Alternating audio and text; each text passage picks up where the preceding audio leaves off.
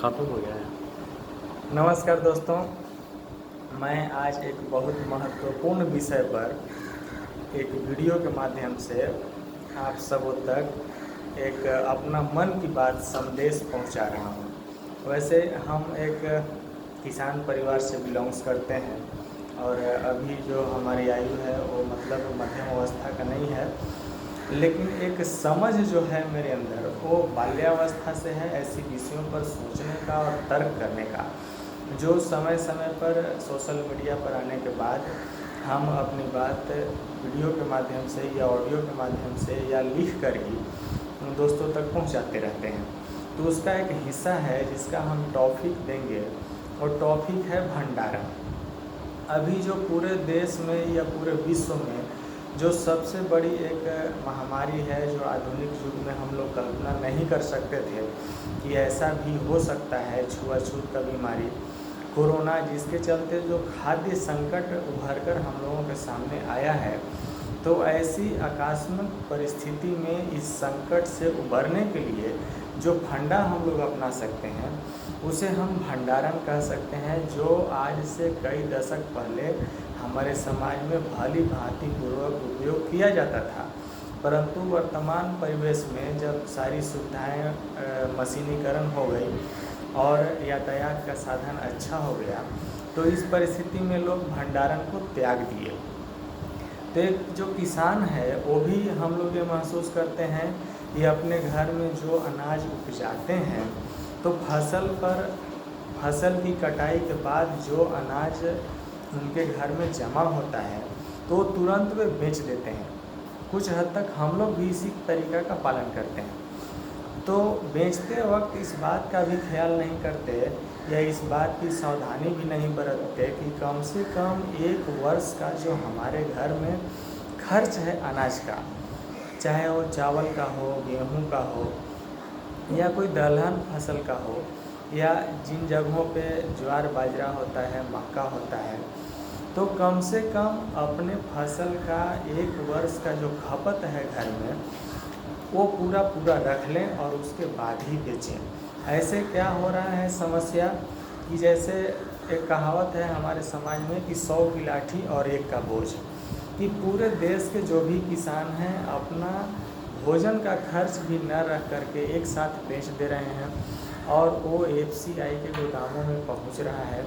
जहां बहुत बड़े पैमाने पर भंडारण किया जाता है। तो हम लोग कल्पना कीजिए कि हर किसान यदि अपने घर में 10 से 20 कुंटल अनाज का, इसमें चावल, गेहूँ, मक्का, ज्वार, बाजरा, जो भी आपके घर का उत्पादित अनाज है, उसको स्टोर करते हैं, तो आपके घरों में जितना वो सुरक्षित रहेगा,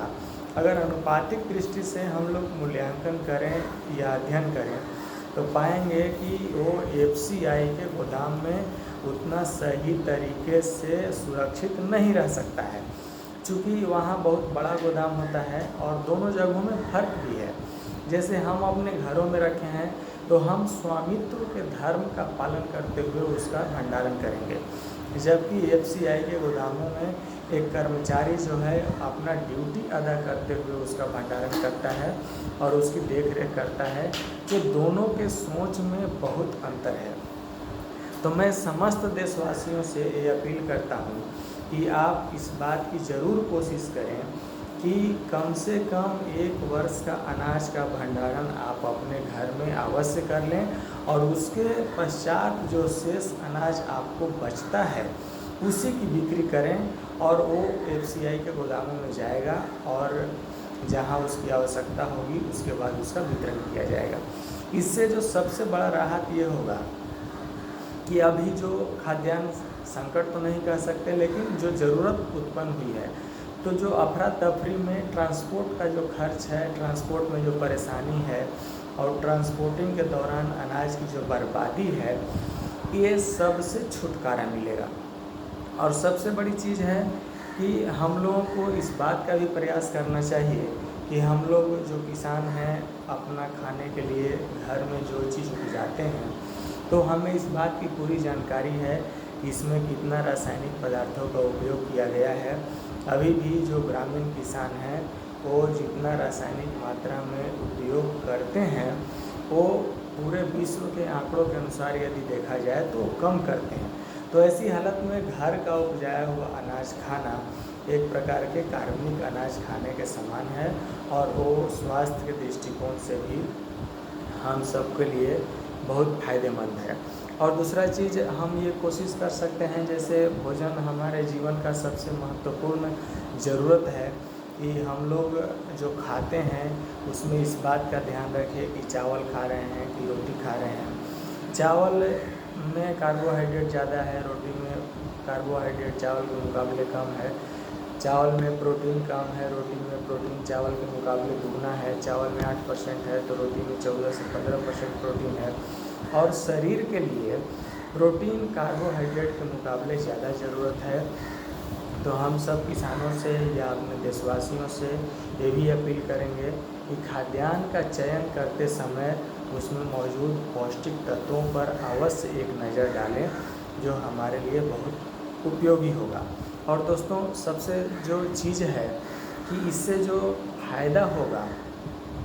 कि जो मन में स्थिरता आएगी और जो विकास होगा वो स्थायित्व प्रदान करेगा। हम लोग व्यापारीकरण की बात सोचते हैं। कुछ किसानों से बातचीत करने के दौरान मुझे ये भी सुनने को मिला कि उससे होता क्या है कि एक वर्ष में यदि हमारे घर में 50,000 का अनाज का खर्च है तो हम लोग जनवरी या फरवरी के महीने में उसका स्टोर कर लेते हैं, जबकि हमें मुख्य रूप से आवश्यकता धान की रोपनी या फसल की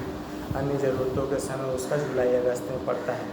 तो हम बेच देते हैं, फिर उस समय खरीद लेते हैं और तब तक अपने पैसों से कमाते हैं। तो ये जो व्यापारीकरण का जो उद्देश्य है कुछ हद तक सही भी है, लेकिन व्यापारीकरण हम हर जगह पे 100% अप्लाई करें ये बिल्कुल संभव नहीं है। व्यापारीकरण वहीं किया जा सकता है जहां हमें अपनी मूलभूत आवश्यकताओं की पूर्ति करने के पश्चात जो शेष बचता है, जो हमारे पास शेष बच रहा है, चाहे वो अनाज है या घर में जो कोई अन्य साधन है, पैसा ही है, तो उसी से हम व्यापारीकरण करें तो हम समझते हैं कि इससे हमारे समाज में स्थायित्व भी आएगा और इससे हमारे समाज में शांति भी आएगी और हर दृष्टिकोण से ये हम सबके लिए फ़ायदेमंद है और इसका पालन करना बहुत आसान है, कोई कठिनाई नहीं है। और मैं समझता हूँ कि पालन करने के बाद जो सुखद एहसास होगा उस एहसास को हम लोग महसूस करेंगे, दिल गदगद हो जाएगा। मित्रों, एक बार ज़रा गौर से इस पर विचार कीजिए कि अनाज का भंडारण होना चाहिए या नहीं होना चाहिए, और इस बात पे गौर कीजिए जब हमारे समाज में या हमारे गाँव में जिस समय सिंचाई की भरपूर व्यवस्था नहीं थी या बिजली का या आधुनिक उपकरणों का इतना बड़े पैमाने पर सिंचाई के लिए उपयोग नहीं होता था, इस बात की कोई गारंटी नहीं रहती थी कि इस वर्ष फसल अच्छा हुआ तो अगले वर्ष भी फसल अच्छा होगा। उस समय हमारे अभिभावक लोग अपने घर में पर्याप्त अनाज का भंडारण करते थे, परंतु आज जब सुविधा बढ़ गया तो सुविधा बढ़ने के बाद हमारे अंदर स्थायित्व तो बढ़ना चाहिए, लेकिन हमारी जो कार्य प्रणाली है उसमें दोष होने के कारण या उसमें सजगता नहीं दिखाने के कारण हमारे अंदर जो स्थायित्व है वो नहीं रहा और सारी सुविधा मौजूद रहने के बावजूद हम परेशानियों का सामना कर रहे हैं। और सबसे बड़ी बात है कि उस ज़माने में भी लोगों को ये बात कहने में शर्म महसूस होता था कि हमारे घर में खाने के लिए उपलब्ध खाद्यान्न नहीं है, परंतु आज जब भरपूर मात्रा में हर घर में गरीब से गरीब और छोटे से छोटे किसान घर भी खाद्यान्न प्रचुर मात्रा में उपलब्ध है, तो भी आज इस एक मनोवृत्ति उत्पन्न हो जाने के बाद कि खाद्यान्न के उत्पादन के तुरंत बाद हमें बिक्री कर देना है, बड़े से बड़े लोग भी या किसान भी, व्यापारी भी, मजदूर भी ये बात कहने में बिल्कुल शर्मिंदगी महसूस नहीं कर रहे हैं कि हमारे घर में खाने के लिए अनाज नहीं है। पॉकेट में पैसा है लेकिन अनाज नहीं है, तो ऐसा क्यों हो रहा है? एक संतुलन होना चाहिए, पैसा भी हो और अनाज भी हो, केवल पैसा ही है और अनाज नहीं है तो भी गलत है, इससे जीवन में कठिनाई आएगी। और केवल अनाज ही है और पैसा नहीं है, इससे भी जीवन में कठिनाई आएगी। तो हमें बिल्कुल संतुलित जीवन जीने की कोशिश करना चाहिए और इसी से हमारे परिवार को, हमारे समाज को, हमारे देश को, आने वाले भविष्य को मतलब बेहतरी हो सकती है और परिवार खुशहाल रहेगा। और मैं समझता हूँ कि हमारी बात पे गौर करके या अपने दृष्टिकोण से भी सोच के आप सब लोग इस पर गौर करें।